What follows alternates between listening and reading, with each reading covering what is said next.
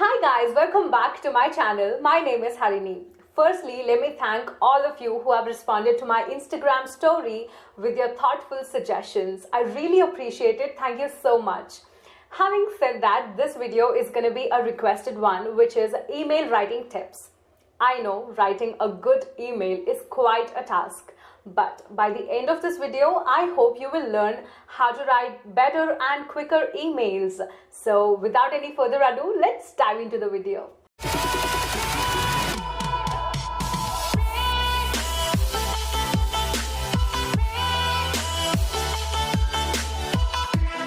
Every email you write has a basic structure to it. A subject line, salutation or greeting, the email body, and then the closing part. But as with every form of professional communication, there is a right way to do it and standards that should be followed. So let us look at each part of an email structure one by one. Number one, subject line. Well, how many 100 emails do you have in your inbox? 400 or 800 or maybe 3,960? That's right. We get tons of emails every day and a lot of them are never opened. Similarly, the chances of your email being ignored are really high unless you have a rocking, socking subject line. A subject line adds value to your email. It could be your first or the last impression on the reader. A subject line is just like the title of a book or a headline of a newspaper, which is a decision factor where the reader decides whether to read the rest of the content or not. Therefore, it is really important to write a solid subject line. Let us look at some example subject lines for job applicants. If you're applying for a job, you can write the subject line as the name of the position followed by your name, or applying for the position XYZ in your company. If you're referred by someone, you can write the subject line as referred by the name of the person who has referred you, followed by your name, applying as a candidate for XYZ position for your company. If you're writing this mail to follow up after an interview, you can simply write following up on the sales associate position followed by your name, or following up on the sales associate interview followed by your name. Number two, greetings or salutation. When you write an email for professional purposes, it is important to use an appropriate greeting or salutation. The greeting that you use, it sets the tone for the email message. Let us look at some example greetings. To whom it may concern. This is an expression you can use when you don't know who the reader is. Dear sir or madam. This is another expression which you can use when you don't know who the recipient is, just like to whom it may concern.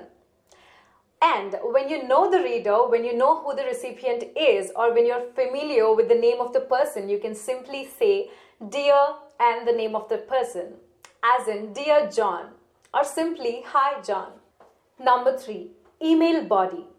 The email body contains the text, which is the actual content of your email. For your clear understanding, I'd like to break this down into three sections. Opening section, middle section, and the closing section. Opening section. The opening part of a formal email requires the sender to introduce themselves. For example, my name is NV Harini. I am a student of XYZ University, Visakhapatnam. Middle section.